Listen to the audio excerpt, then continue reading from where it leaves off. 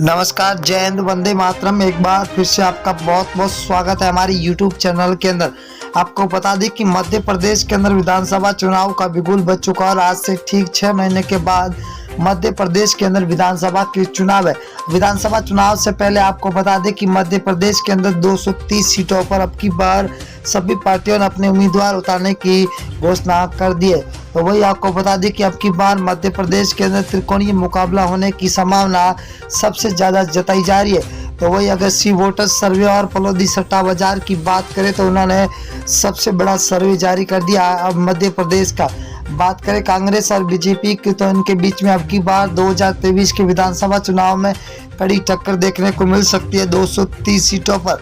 अब सी वोटर सर्वे का सबसे बड़ा चुनावी सर्वे जारी हो चुका है। चुनाव से पहले सबसे बड़ा जिला है जहां पर कुल 5 सीटें, जहां बीजेपी को 2, कांग्रेस को 3, तो यहाँ पर बीएसपी 0 पर है और अन्य के खाते में 0 सीट जाती हुई दिखाई दे रही है। अगर हम भोपाल जिले की बात करें तो कुल 7 सीटें, 7 में से बीजेपी को 2, तो कांग्रेस के खाते में 5 सीटें जा रही है, तो बीएसपी को 0 सीट मिलती हुई दिखाई दे रही है।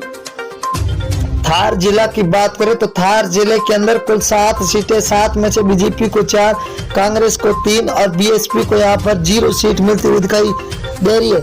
सताना जिले की बात करें तो कुल 7 सीटें, 7 में से बीजेपी को 3, कांग्रेस को 4 सीट और बीएसपी को 0 सीट मिलती हुई दिखाई दे रही है। अगर हम सीधी जिला की बात करें तो कुल 4 सीटें, 4 में से बीजेपी को 1 सीट मिल रही है, वही कांग्रेस के खाते में 3 सीटें जा रही है, तो बीएसपी को यहाँ पर 0 सीट मिलती हुई दिखाई दे रही है। अगला जिला है सिवनी जिला, जहाँ पर कुल 4 सीटें, बीजेपी को 2, कांग्रेस के खाते में 2, तो यहाँ पर बीएसपी को 0 सीट मिलती हुई दिखाई दे रही है। अगले जिले की बात करें तो बड़वानी जिला है, जहाँ पर कुल 4 सीटें, 4 में से बीजेपी के खाते में 1 सीट जाती हुई दिखाई दे रही है, तो कांग्रेस को 3 सीट, वही बीएसपी के खाते में 1 सीट जा रही है, तो अन्य के खाते में 0 सीट मिलती हुई दिखाई दे रही है। अगर हम सागर जिले की बात करें तो 8 सीटें, जहां पर बीजेपी को 3, तो कांग्रेस के खाते में 5 सीट जा रही है, तो बीएसपी को यहाँ पर 0 सीट पर संतोष होना पड़ रहा है। अगला जिला है शिवपुरी जिला, जहाँ पर कुल 5 सीटें, 5 में से बीजेपी को 4 सीटें मिल रही है, तो कांग्रेस के खाते में 3 सीट, वही बीएसपी को यहाँ पर 0 सीट मिल रही है, तो अन्य के खाते में भी 0 सीट। बैतूल जिला है, बैतूल जिले के अंदर कुल 5 सीटें, 5 में से बीजेपी को 2 और कांग्रेस के खाते में 3 सीटें जा रही है, तो यहाँ पर बीएसपी को यहाँ पर 0 सीट मिलती हुई दिखाई दे रही है। विदिशा जिला है, विदिशा जिला के अंदर कुल 5 विधानसभा सीटें, जहाँ बीजेपी को 4, तो यहाँ पर कांग्रेस को 1 सीट मिल रही है, तो बीएसपी के खाते में 0 सीट जाती हुई दिखाई दे रही है।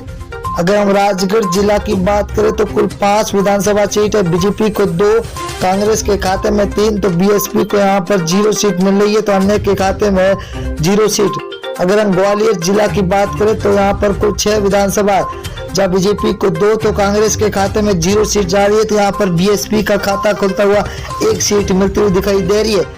अगर हम देवारा जिला की बात करें तो देवारा के अंदर कुल 5 विधानसभा, जहाँ बीजेपी को 1, कांग्रेस को 4, तो बीएसपी के खाते में 0 सीट मिलती हुई दिखाई दे रही है, तो अन्य को यहाँ पर 0 मिलती हुई दिखाई दे रही है। उज्जैन जिला है, उज्जैन के अंदर कुल विधानसभा 7 सीटें, जहाँ बीजेपी को 5, कांग्रेस को 2, तो बीएसपी के खाते में 0, तो अन्य के खाते में भी 0 सीट जाती हुई दिखाई दे रही है। अगर हम जबलपुर जिले की बात करें तो 8 विधानसभा सीटें, जहाँ बीजेपी को 3, कांग्रेस को 5, तो बीएसपी के खाते में 0 सीट मिल रही है, तो अन्य को भी यहाँ पर 0 सीट मिल रही है। अगर हम कटनी जिला की बात करें तो कटनी जिले के अंदर 4 विधानसभा, यहाँ पर बीजेपी और कांग्रेस को 2-2 सीटें मिलती हुई दिखाई दे रही है, तो बीएसपी और अन्य के खाते में 0 सीट मिलती हुई दिखाई दे रही है। इंदौर जिला की बात करें तो इंदौर जिले के अंदर कुल 9 विधानसभा, जहाँ बीजेपी को 3, कांग्रेस को 6, तो बीएसपी के खाते में 0 सीट जाती हुई दिखाई दे रही है। अगले जिले की रुख करें तो छिंदवाड़ा जिला है, जहाँ पर कुल विधानसभा 7 सीटें है, जहाँ बीजेपी को 1, कांग्रेस के खाते में 6, तो बीएसपी को 0 सीट मिल रही है, तो अन्य के खाते में 0 सीट जाती हुई दिखाई दे रही है। अगर हम सीहोर जिले की बात करें तो यहाँ पर कुल 4 विधानसभा, बीजेपी के 1 और कांग्रेस को 3 सीटें मिल रही है, तो बीएसपी के खाते में यहाँ पर 0 सीट मिलती हुई दिखाई दे रही है। अगला जिला है बालाघाट जिला, जहाँ पर कुल 6 विधानसभा है, जहाँ बीजेपी को 2, कांग्रेस के खाते में 4 सीटें जा रही है, तो बीएसपी को यहाँ पर 0 सीट मिलती हुई दिखाई दे रही है। अगला जिला है मुरैया, मुरैना जिला के अंदर कुल 6 विधानसभा, 6 में से बीजेपी के खाते में 2 जा रही है, तो वही कांग्रेस के खाते में 4 सीटें जा रही है। तो बीएसपी को तगड़ा झटका लगता हुआ दिखाई दे रहा है। अगर हम बात करें अगले जिले की और दोस्तों, तो बहुत ही बड़ा जिला आ चुका है, सततपुर है। सततपुर के अंदर 6 विधानसभा है, बीजेपी को 2, कांग्रेस को 4, तो बीएसपी को 0 सीट। रायसेन जिला है जहां पर कुल 4 विधानसभा है, बीजेपी को 1, कांग्रेस को 3, तो बीएसपी यहां पर 1 पर है। तो अन्य के खाते में